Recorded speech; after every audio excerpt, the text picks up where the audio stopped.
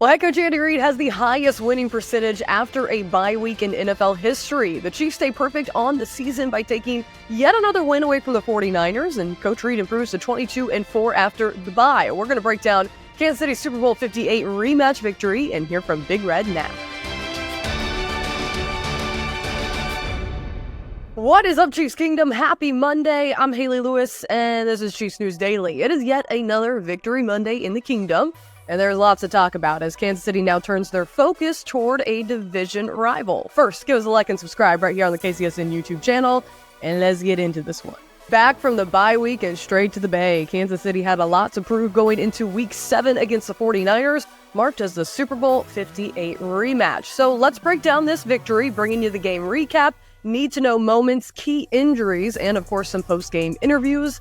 Let us roll. San Francisco got a taste of the Chiefs defense, who held the Niners, forcing a punt as the home team went 3 and out. Patrick Mahomes and company didn't do all much better on their opening drive, although the reigning Super Bowl champs were able to get a first down, much thanks to Mecole Hardman. They found themselves 4th and 1 shortly after. Now, some trickery came early for the Chiefs playbook as Kansas City tried to fake the punt, but the run up the middle was stuffed and the 49ers took over on Kansas City's 45-yard line. So just as quickly as Purdy came back onto the field, he would be running off to the sideline yet again.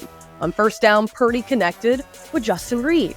That's not your guy. The safety coming up big with a huge pick, which gave the Chiefs the ball back on their own 42-yard line.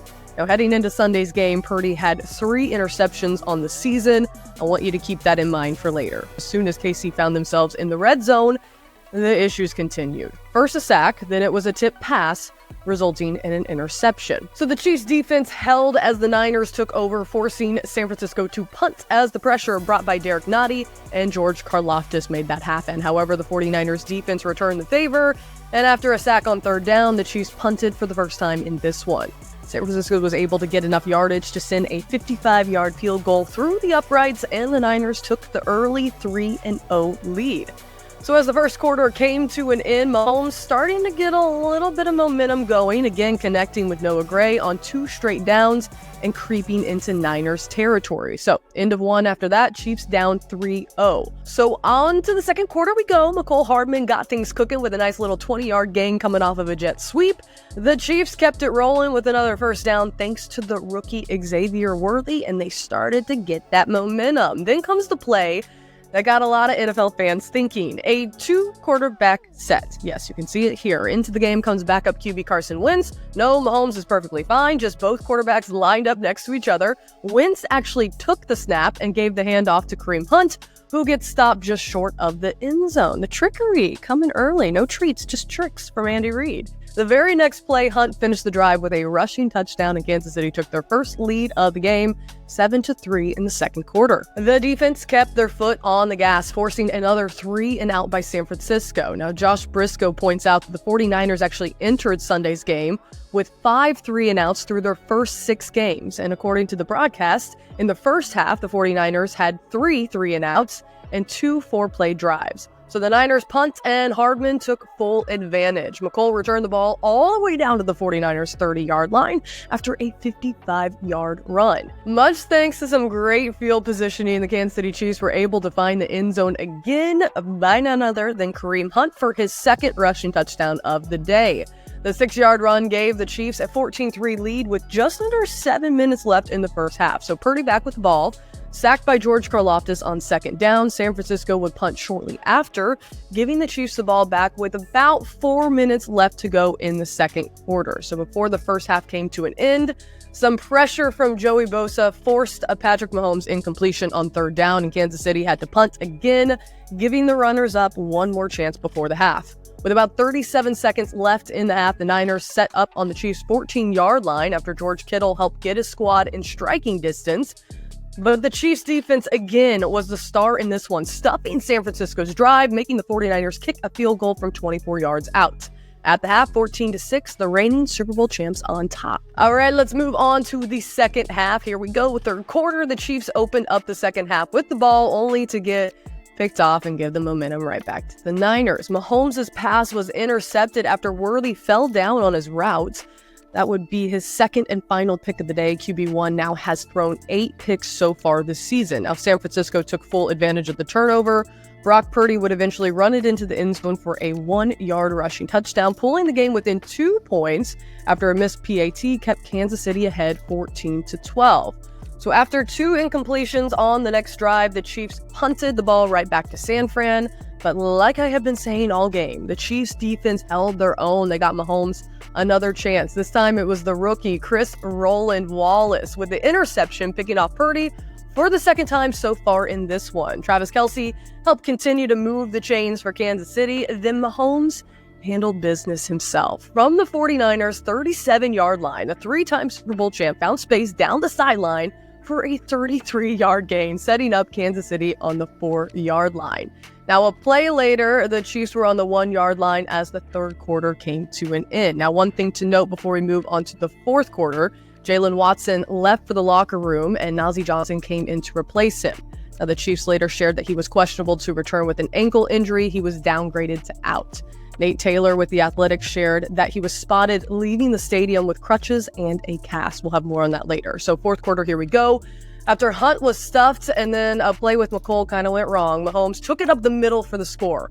On fourth down, Mahomes crossed the goal line while taking out a defender. A little bit of a lowering of the shoulder. Somebody's been hitting the gym. KC takes the lead 21-12. Remember earlier when I told you Purdy's interception statistics would be important later? Well, here it comes. Another pick. Purdy threw his 3rd interception on the day after Karlaftis brought the pressure and Jaden Hicks snagged the ball. The rookie came down with it in the end zone, giving the Chiefs back the ball with about 9 to go in this game. The Chiefs ate up the clock as they slowly moved it downfield, playing it safe, leaning on the run. With just about 3 minutes left in this one, though, Hardman kept the hot hand going. He ran it up the sideline with the jet sweep into the end zone, make that 28-12 Kansas City. Now, the Niners tried to cut away at the deficit, even down 16 on a QB sneak. Purdy found the end zone for the second time on the day, making it a 10-point game, 28-18. And that is where the clock would run out after a failed 2-point conversion. Kansas City defended their title. They are now the only remaining undefeated team in the entire league. 6-0 on the season, gearing up for an AFC West battle next Sunday, staying on the road. You know when you discover a new binge-worthy show or a song that you bump on repeat and you have to share it with your friends so they can experience just how awesome it is? That's kind of what it feels like when you discover Mint Mobile offers premium wireless for $15 a month when you purchase a 3-month plan. That's such an awesome deal, there's no way you can keep it to yourself. Friends don't let friends overpay for wireless. Say bye-bye to your overpriced wireless plan and switch to Mint Mobile. Mint Mobile is here to rescue you and your squad with premium wireless plans starting at $15 a month. To get this new customer offer and your new 3-month premium wireless plan for just $15 a month, go to mintmobile.com/KCSNCND. That's mintmobile.com/KCSNCND. Cut your wireless bill to $15 a month at mintmobile.com/KCSNCND. $45 upfront payment required, equivalent to $15 a month. New customers on first 3-month plan only. Speed slower above 40 gigabytes on unlimited plan. Additional taxes, fees, and restrictions apply. See Mint Mobile for details. All right, as for those injuries that I mentioned in the game, we learned a little bit more this morning and we got some updates via NFL Network's Ian Rappaport. He said Chiefs cornerback Jalen Watson, one of their emerging young players on defense, suffered a fractured ankle in Sunday's win over the 49ers, sources say.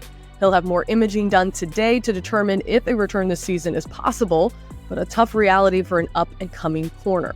Head coach Andy Reid also spoke about this with reporters on Monday, as well as mentioning Juju Smith-Schuster's exit from the game as well.